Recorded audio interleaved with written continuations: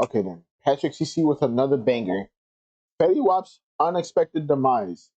Billboard #1 to 40 years in prison. I didn't even know bro got 40 years in prison. What happened? Like Fetty I Wap know. is going to serve a Look, I know that bro. What's it called? That he came around at the wrong time where there was like a switch off from like lyrical to mumble or some shit like that, and then he couldn't like. It was like at the start of a switch in music, so he couldn't like. He was just in the middle, so he couldn't really transition. But yeah, bare minimum of 1,825 days in prison, and he's facing up to 40 years for the crimes of conspiring to distribute over 500 grams of cocaine. But in 2015, he was on top of the world and had the music Fetty game in Wap, a why? chokehold. You heard at least one of his songs every day, multiple times Trap per day Queen, for over yep. a year Those straight. are my His songs. first 4 songs he ever I don't think released I heard Wake debuted Up. in the top 10 on the Billboard Hot Rap charts and remained in the top 10 simultaneously, Trap Queen, something that Boys, was never My done Way. I before. think I He put even My has Way the in that rare game. achievement of earning a diamond single, which is 10 million records sold. Fetty Wap made basically every wrong decision one could make throughout his entire career. He stayed loyal to the wrong people, made terrible financial decisions, and sabotaged his own career. I Most didn't know people about have this. no idea what even happened to him. Yeah, How did he go from being a beloved no idea. superstar to a drug trafficking kingpin? Well, the story is even more tragic than we thought. Willie Maxwell had all the odds stacked against him, starting with the day he went blind. He was born with glaucoma, which in short causes fluid to build up in the eyes, putting pressure on the optic nerve and making it hard to see. At 6 months old, he had reconstructive eye surgery, and luckily the doctor was able to save one of them. Then at age 12, he decided he didn't like the prosthetic eye and embraced showing his blind eye. I was born with glaucoma, and I lost the eye at 6 months. And I got reconstructive surgery when I was 12. Okay. And I just stopped wearing the prosthesis because I didn't want to look like everybody else. To make matters worse, he grew up on the rough streets of Paterson, New Jersey, 22nd and 12th Street to be exact. Kids would bully him because of his eye, so he had to learn how to defend himself at an early age. However, he had one escape, and that was music. Willie played the drums alongside his father, his brother, and uncle in the local church. He was constantly surrounded by music and was putting on performances even as a child. He even took his talents to the school band, but Willie didn't like school, and the kids didn't like him, which led him to dropping out as a teenager. He got his nickname Fetty because he was always trying to get the money, but he never had a job, so he hit the streets to pay his bills. His family didn't support his lifestyle, so he resorted to sleeping on friends' couches and floors. As if times couldn't get any harder, he had his first child. He was broke with no plan and destined for failure until he met Monty, who introduced a way out. Monty was a local rapper in Paterson who introduced Fetty to the music scene. P. Dice and Nit the Grit were other artists who had a little bit of buzz in the city. P. Dice, Monty, Fetty, and a few others started calling themselves the Remy Boys, based on their love for Remy Martin's 1738 cognac. The third song Fetty ever recorded was Trap Queen. He always knew it was a hit, but it went unnoticed for years. Nit the Grit saw potential in the group and decided to quit his own rap career and start a production company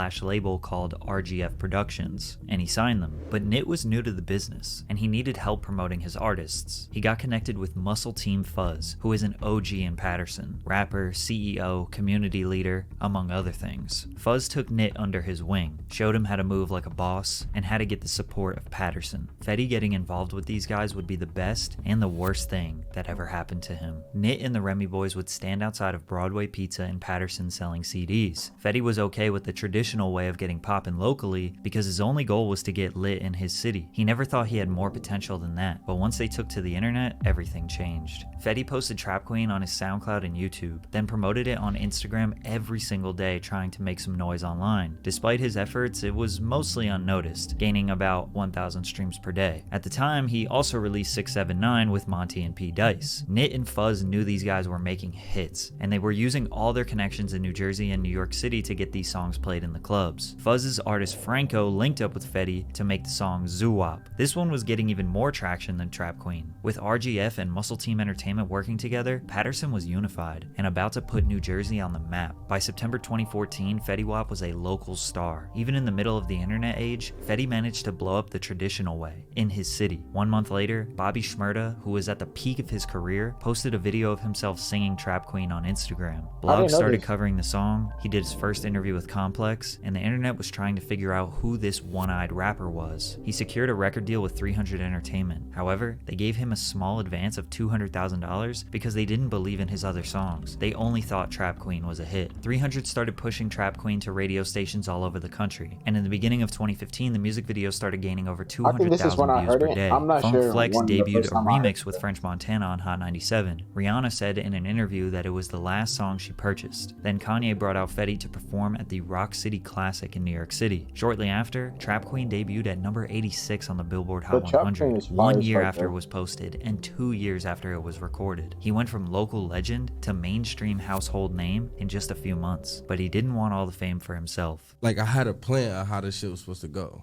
You know what I'm saying? Like, and that was supposed to be Monty's record. That was Monty's breakthrough record. Like, he was supposed to, boom, all right, Fetty Wap goes on tour, Monty goes on tour. You know what I'm saying? Was it supposed to be Fetty Wap and then Monty on the tour with Fetty Wap? The record he was talking about was My Way. The now 3 times platinum record was supposed to be Monty's breakout single. It was actually Monty's song to begin with, but Drake heard it in the club, asked Fetty through Instagram DMs if he could remix a song. Fetty asked Drake if he could just leave Fetty on the hook, remove his verse, and just have Drake and Monty on the verses. But the OVO team kicked Monty off the song and released it on SoundCloud without Fetty's approval, and spoiled Monty's debut. The song was blowing up on the internet, but neither Fetty nor 300 Records ever really promoted the song. It wasn't even available on iTunes or streaming because Fetty didn't like the way Drake handled that business. Instead, they re-released the old track 679 to focus more on the Remy Boys. 679 hit Billboard immediately. Hold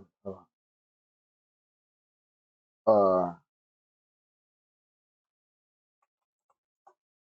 I want to see the original. This is the original one. I don't think I've heard this one. We'll see that one, and then we'll see the one with Drake. Of course, you guys won't be here because you guys ain't here with me live, seeing this shit. So yeah. See, if you were with me doing this shit live, you would be able to hear what the difference was. But yeah. Then a month later, his So fourth single, Again, also hit the top 10 on the Billboard Hot Rap charts. By mid-2015, Fetty had his first 4 singles in regular rotation on the radio, but the fame never got to his head. When he made his first $1 million, he gave it to Knit the Grit for signing him to RGF and making all of this possible. But Fetty spent his money recklessly. The most superstar thing I've done, I spent a lot of money. I can say that. On this particular trip, I was like $8 million. On one trip? Yeah. Well, we go to the hotel, and the hotel like, yo, we don't have enough rooms. And I'm like, you know what? I don't want to hear this. Right. Call my man like, yo, I need a house right now. Right. He's like, you want to rent it? I'm like, nah, I'm just going to buy it.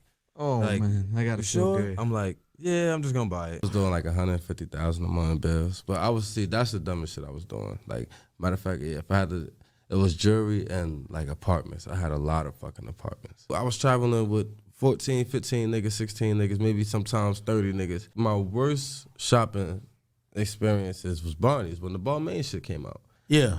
We talking about $1,300, $1,400, $1,500 pair of jeans, bro. I'm buying 30 pair of jeans. Now, mind you, I'm only wearing one pair, but we spending I'm spending $45,000 in this motherfucker on jeans, bro. I ain't even get my shirt yet. Fetty would travel with 15 to 30 people, paying for all of their expenses, buying them all chains, spending $45,000 on jeans just so everyone could have a pair, bringing them all on stage during his shows. He wanted to show everyone the lifestyle, not because he felt pressure, but because he genuinely loved his people. When his debut album was finalized, he took the Drake feature off of My Way to help Monty, which seems honorable, but this genuinely hurt his career, and Knit the Grit didn't step in to try to force Fetty to do it. Drake and Fetty never talked again. One thing about me at that time, bro, nobody could tell me shit. Like at that time in my life, like 2015, 2016, you couldn't tell me nothing. The selfishness part was me.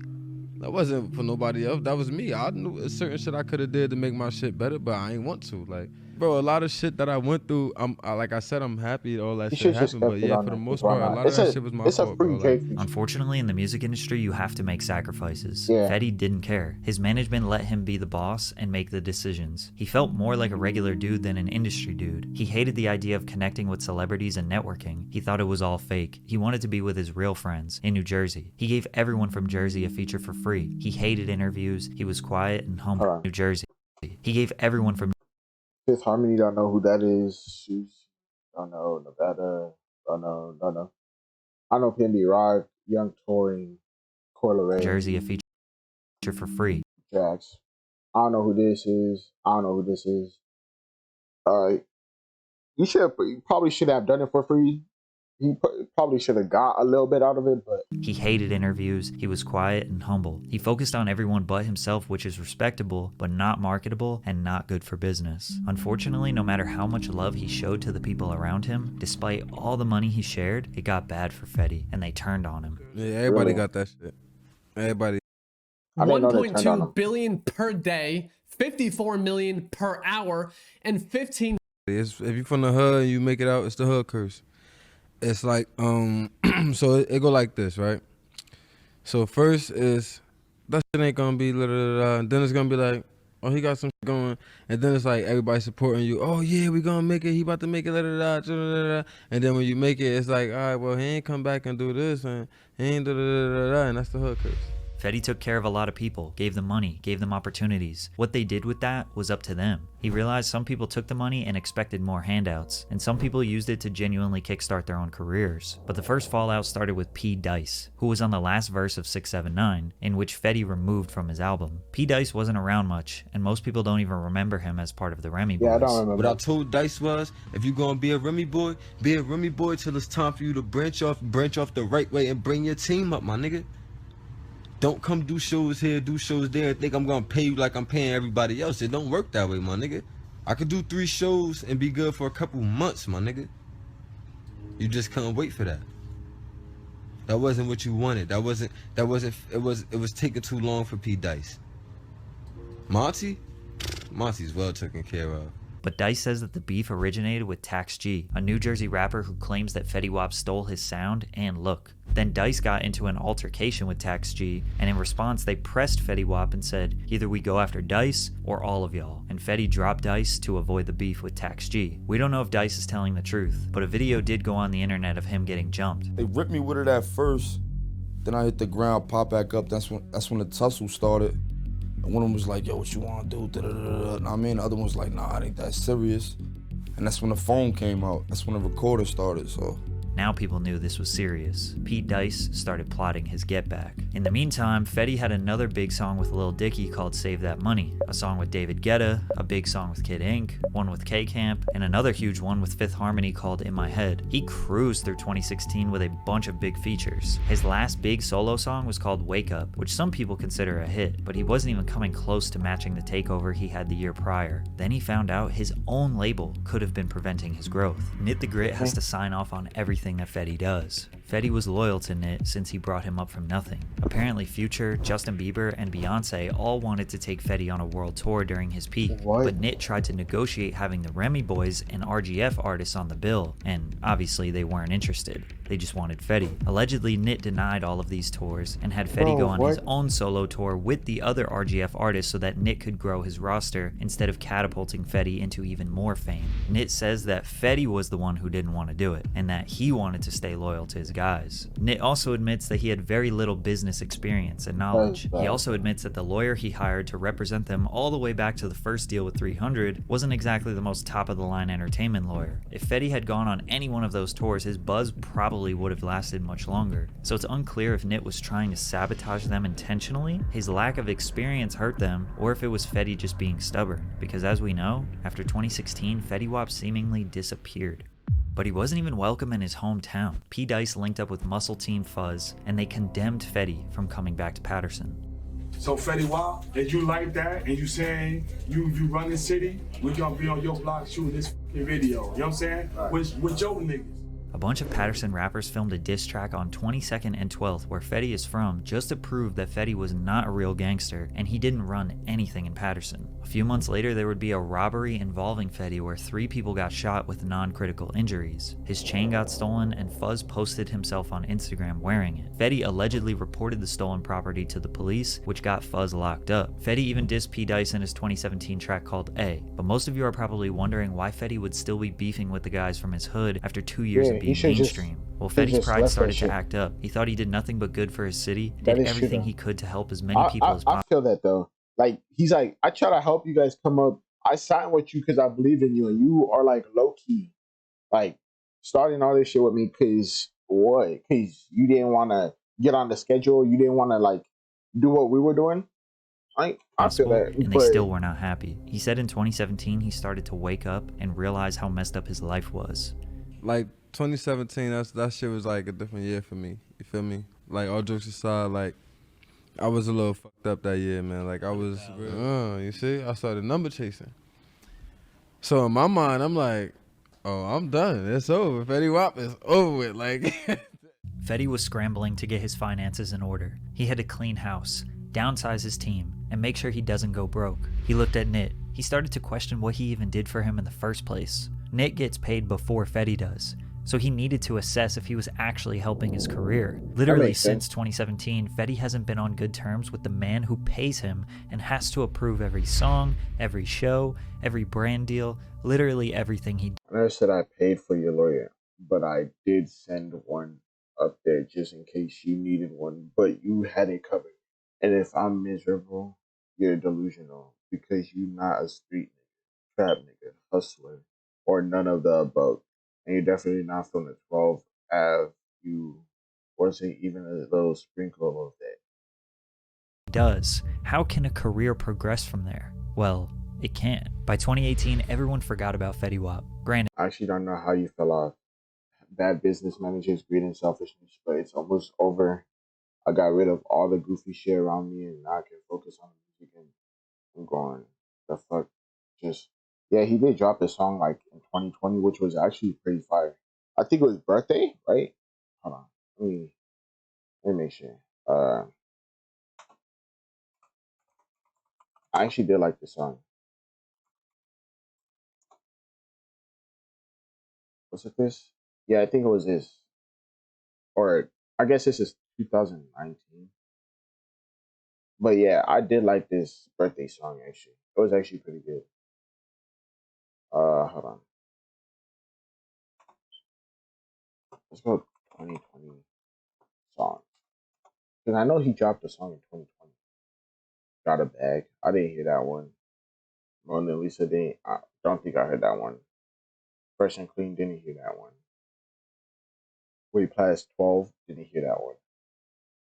He still has Monty on his team.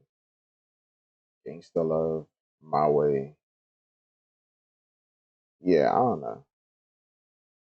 most of this happened behind closed doors. People have very fond memories of him. He didn't go out sad. He didn't embarrass himself. He just kind of faded away and nobody really asked any questions. Like, bro, I thought, like, because I always heard he, like, faded away because of the music change. Like, it was a change in, like, the music. Like, it used to be one way, and then it went to this other way, and he was stuck in the middle and couldn't adjust or some shit. That's what I always heard or thought, right? And then he just faded away quietly. I fell off musically by being popular, but I built myself to be able to bring myself back up. Despite spending money recklessly, Fetty prides himself on being very good with his money. But the charges he was found guilty on strongly suggest that it wasn't just his music money that kept him rich all these years. In October of 2021, Fetty Wap was arrested after he got off stage at Rolling Loud in New York. He was charged with conspiracy to distribute and possess controlled substances. The press release showed that the officers seized 16 kilograms of cocaine, 2 kilograms of heroin, numerous fentanyl pills, 2 9mm handguns, a rifle, a .40 caliber pistol, and ammunition. Maxwell, along with 5 others, allegedly trafficked more than 100 kilos of opioids, including fentanyl, heroin, cocaine, and crack, from the West Coast and sold the deadly drugs in New Jersey and across Long Island, officials said. Now this is big-time drug dealing. Not just some small operation. However, a couple weeks later, he got out on a $500,000 bond. It was a big story for sure, but I feel a lot of his mainstream audience didn't even know about this. I didn't know about he this. went right out and did a bunch of podcasts, interviews, and went on a press tour for his 2021 album, The Butterfly Effect. This album slipped totally under the radar because it had no hits on it. Fast forward in summer of 2022, his bond was revoked after allegedly threatening to end someone while pointing a strap at them on a FaceTime call, so he was arrested again. In August, he pled guilty to 1 count of intent to distribute controlled substances, including cocaine, heroin, and fentanyl. He still is yet to be sentenced, but he's facing a minimum of 5 years. But the biggest question everyone wants answered: why? Is this a setup? Is he actually a kingpin drug lord? Why didn't he just make music? Well, I obviously don't know anything about the streets, but I did find a clip explaining the mentality a little bit. I'm sure Fetty could still get 20,000 a show, but that ain't enough for the lifestyle he created. can't keep up. So you like, I'm gonna take my last, I'm gonna put it here. I got my little cousin them, my little homie them. Shit, I don't gotta touch this shit. I'm gonna make a play, buy some bags, put these niggas on. We got straps, we good. And that fast, you're in organized crime. People assume that Fetty was getting money in the streets, and that's why he didn't need to keep making music. Maybe that's true. Maybe all the beefs with the guys in Patterson was not actually about music, popularity, and jealousy. Maybe something a little bit deeper and darker. Maybe Fetty Wap is just not who we expected him to be. Or maybe he's being set up. Which in that case, maybe his management is the reason why his career spiraled. They never believed he would be bigger than Trap Queen, and he had to fight to prove himself to his own team. Then when he made multiple hits, his pride got in the way of advancing any further. Maybe his own ego got in the way, and he just simply did not want to be famous. In 1 year, he made enough money to last him a lifetime, and maybe he was okay with that. Just wanted to focus on being a normal person, just like you and me. Patrick CC with another banger. Thanks for the explanation. I didn't even know that all this shit happened. Imagine being so rich you could retire comfortably for an entire life, and then you get 40 years in prison for shenanigans. Yeah. Selling drugs to consenting adults isn't evil. The failed drug war and throwing people's life away in a cage for a non-violent drug sale or use is way more evil. Your moral compass seems broken. It's not evil, but it's still dumb to do when you're a millionaire. True. Nobody says it was immoral. You just made it. You knew the law before breaking it. It's not like someone's life or freedom was on the line before you bring. Okay, I don't know where that was going, but yeah. Subscribe to me. Subscribe to Patrick CC. See you guys later, and let me know what you guys think. Did you guys know all this happened until you watch Patrick CC? And if you didn't, I just brought you some new info. So yeah, like my shit and bye.